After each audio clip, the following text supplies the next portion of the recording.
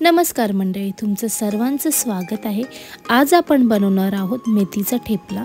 चला तर बघूया कसं बनवूया।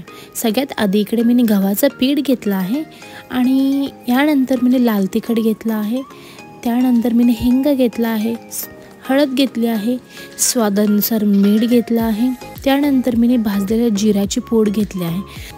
इकडे बघू शकता ओवा आहे, ओव्याला हातावर चांगलं बारीक करून घेतलेलं आहे, मग त्याचा स्वाद येईल। नंतर मी तीळ घेतलेली ही व्हाईट तीळ आहे, त्यानंतर मी थोडासा गरम मसाला घेतला आहे, नंतर मी थोडीशी धने पावडर घेतली आहे, ही मी कोथिंबीर ॲड करून घेतली आहे, नंतर मेथी ॲड करून घेतली आहे, मेथीचा ठेपला आहे ना। नंतर मी थोडीशी दही ॲड करून घेतली आहे। आता ह्या सर्वांना एकजीव करून घ्यायचं आहे आपल्याला। आणि आता अद्रक लसूण आणि मिरचीची पेस्ट आपण बनवलेली होती ती थोडीशी ॲड केली आहे, अद्रक लसूण मिरचीची पेस्ट।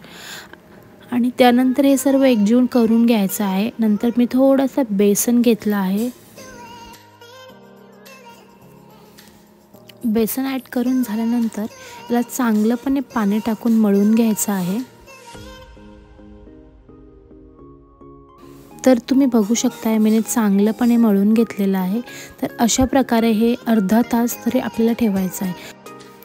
अर्धा तास झाल्यानंतर आपण याच्यात चांगलेपणे म्हणजे चपाती यानी की ठेपला लाटून घेऊया। सो हा ठेपला जास्त पातळ पण नाही आणि जास्त जाड पण नाही, मीडियम ठेवायचा आहे, म्हणजे सॉफ्ट झाला पाहिजे इतका। आणि ह्याला आकार चांगला गोल येण्यासाठी मी म्हणजे ढाकणाने असा आकार दिलेला आहे, तुम्ही नॉर्मलही ठेवू शकताय। आणि अशा प्रकारे सर्व ठेपले बनवून रेडी झालेले आहेत। आणि ही रेसिपी जरूर ट्राय करा, खूप हेल्दी आणि खाण्यास इतकं स्वादिष्ट लागतात की काय सांगू। तर हा व्हिडिओ तुम्हाला कसा वाटला मला कमेंट सेक्शनमध्ये सांगा, लाईक करा, शेअर करा, व्हिडिओला जेवढा होईल तेवढा शेअर करा।